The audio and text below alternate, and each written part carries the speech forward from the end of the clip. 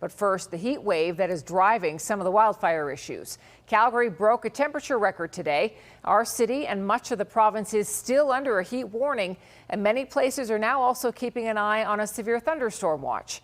Residents seem a bit torn between enjoying the sunshine and bracing for one of those infamous Calgary hailstorms. Jacqueline Wilson reports.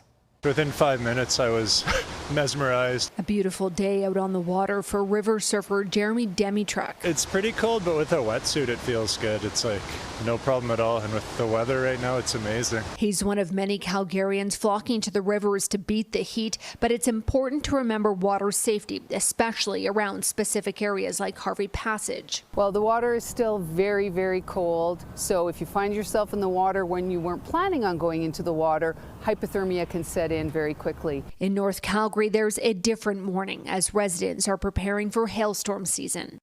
This video showing people in Cityscape covering their cars days ago preparing for a storm. The last warning got from Weather Canada.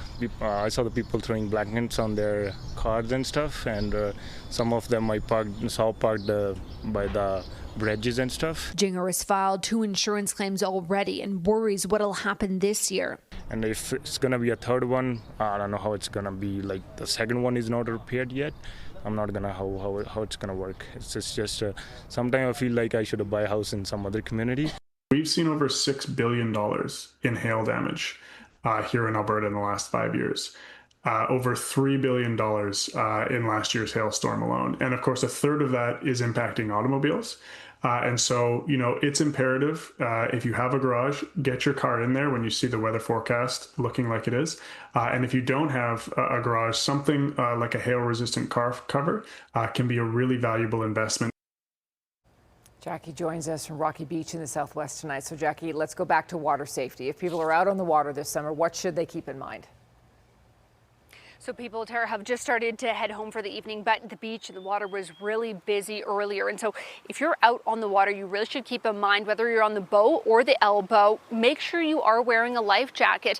As for those who are paddleboarders like I am, it's important to remember you're actually not supposed to wear your leash, Carol Henke says with the Calgary Fire Department. Do not have that wrapped around your leg, because if you fall off, it could actually drag you under if it hits debris. We should also talk about those inflatables that people float down the river on. Make sure you buy a good quality one. You don't want it to pop on debris and then leave you isolated and stranded. And if you are stranded, you want your cell phone. So make sure it's in a Ziploc bag, kept nice and dry, or a dry sack, and that way you can call for help if you get in trouble.